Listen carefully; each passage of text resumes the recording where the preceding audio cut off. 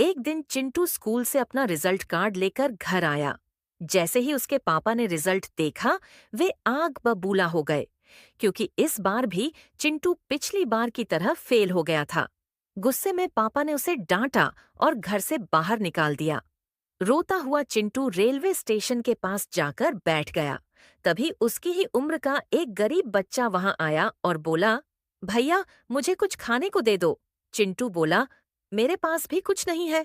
गरीब बच्चा पूछता है, तुम्हारे मम्मी पापा भी नहीं हैं क्या, मेरी तरह? चिंटू बोला, नहीं, मेरे मम्मी पापा घर पर हैं। बच्चा आह भरकर बोला, कितने भाग्यशाली हो तुम।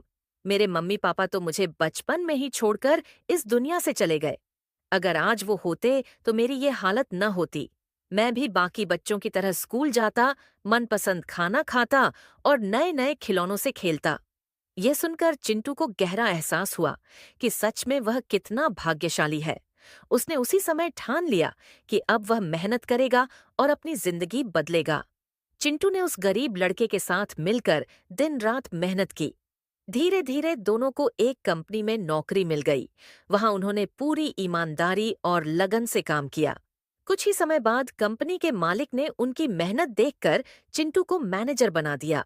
फिर चिंटू ने हिम्मत जुटाई और अपनी खुद की कंपनी शुरू कर दी। देखते ही देखते वह एक बड़ा आदमी बन गया। अब चिंटू के दिल में केवल एक ही ख्वाहिश थी, अपने पापा को सरप्राइज देना, उन्हें बताना कि उनका बेटा कितना आगे बढ़ गया है। वह खुश होकर अपने घर पहुंचा और दरवाजा खटखटाया, लेकिन दरवाजा किसी ने नहीं खोला। तभी पड़ोसी बाहर आए और धीरे से बोले, चिंटू बेटा, जिस दिन तुम घर छोड़कर गए थे, उसी दिन तुम्हारे पापा ने दुखी होकर अपनी जान दे दी। वे यह सहन नहीं कर सके कि तुम उन्हें छोड़कर चले गए। यह सुनकर चिंटू पर बिजली सी गिर पड़ी। वह जमीन पर बैठ गया और जोर जोर से रोने लगा। उसके मन में सिर्फ यही ख्याल घूम रहा था, काश उस दिन मैं घर लौट आया होता। काश मैंने अपने पापा की बात मानी होती।